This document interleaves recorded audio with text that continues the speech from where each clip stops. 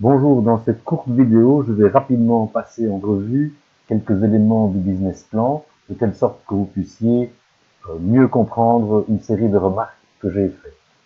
Donc, nous avons ici le résumé exécutif, qui fait maximum une demi-page. N'oubliez pas de parler de la rentabilité, parce que vous devez ici décrire le résumé exécutif, décrire votre projet de telle sorte que votre banquier ou ceux qui vont participer avec vous soient d'accord de mettre de l'argent. J'ai déjà expliqué comment on insère une table des matières dans Word. N'oubliez pas le pied de page, le business model, le tableau ici que je proposais de mettre avec cette section et dans l'autre sens. J'insiste sur la proposition de valeur. A priori, on doit trouver dans cette case le client fera ceci, cela, il se sentira.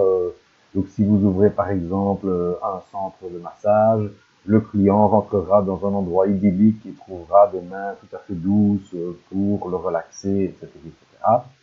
Le public cible, je suis souvent tombé sur tout le monde peut venir, c'est évidemment pas un public cible. Si vous faites un café et que vous mettez des sofas, une lumière tamisée, une ambiance électropop, bien que tout le monde puisse venir, je ne pense pas que vous allez attirer la grand-mère. Si vous mettez des tables mica et des chaises toutes droites, ben vous aurez la grand-mère de 80 ans, je ne pense pas que vous aurez des jeunes. Donc n'hésitez pas à dire votre public cible. Pour trouver le public cible, vous pouvez créer un espèce de personnage, on appelle ça une persona, et vous décrivez cette personne. Une personne entre 30 à 40 ans, barbue, cheveux mi-longs, aimant le sport et le parfum clo-clo, etc. C'est du coup parce que vous connaissez mieux votre personne type, vous ferez les choses pour lui. Donc ici, on est dans la description du projet entrepreneurial, c'est la description des 9 cases, donc a priori, on retrouve les 9 cases. La proposition de valeur, la cible client, certains ont mis la cible client avant la proposition de valeur, comme c'est la proposition de valeur qui est le plus important, j'aurais tendance à le mettre en premier, mais on peut mettre le cible client. Et puis après, si on a mis ceci en premier lieu ou ceci, peu importe, et en deuxième et inversement, euh, après on part sur ces deux cas-ci, la relation client et le canot. On va pas commencer puis ici, puis là, non.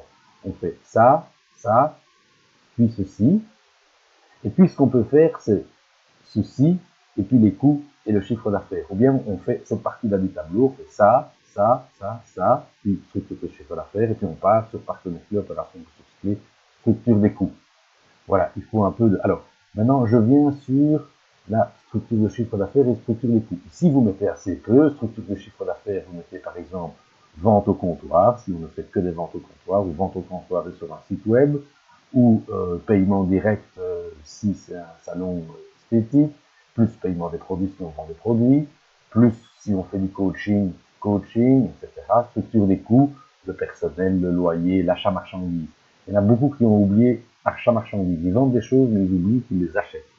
Donc, vous pouvez mettre plus, cette fois-ci, on a quitté le tableau, on est dans la description. Ici, vous mettez plus. Si vous mettez plus, l'avantage, c'est que vous ne devez pas le refaire après. Donc, structure de chiffre d'affaires, vous aviez dit dans votre tableau vente client. Ici, vous pouvez dire autant de clients par jour, avec autant de dépenses par jour, ça fait donc un chiffre d'affaires annuel de autant. Structure des coûts, si on vend autant de marchandises, le coût des marchandises de 50%, coût des marchandises, autant. Et puis ici, on peut mettre, si on a mis personnel dans le tableau, puis on met personnel, deux personnels temps plein. Alors, il y en a qui m'ont mis qu'une personne, on la mettait à une certaine proportion du chiffre d'affaires. Et du coup, vous employez des personnes à temps plein que vous payez 5 000 € par an. C'est évidemment ridicule. Une personne à temps plein, c'est minimum 30 000 €, entre 30 et 50, voire plus. Voilà, le loyer, etc. Donc le loyer n'est pas non plus proportionnel à ce qu'on vend. Et puis on a les projections financières. Je ferai une petite vidéo sur les projections financières. Ici, je mets simplement comment vous devez présenter. Compte de résultat, vente, coût des ventes, entre parenthèses le chiffre, ça veut dire que celui-ci, il faudra le soustraire, charge entre parenthèses. Et si vous détaillez les charges ici, ne les mettez pas en dessous et avec la même police. Si vous avez mis ceci en gras, vous le mettez ceci pas en gras et vous le décalez. De telle sorte qu'on puisse voir que ceci est la somme de ça. Actif, passif, même chose ici, si ceci est la somme de ça, vous décalez. Amortissement, etc. Vous devez avoir une somme totale. Je reviens sur le compte de résultat, il faudra aussi une somme totale, je l'ai mis ici. Et le passif, fonds propres, bénéfices reportés, ici, dette à plus d'un an, dette à moins d'un an. Alors, là, on met toujours les dettes de plus long terme avant les dettes de plus court terme. Et on a un total.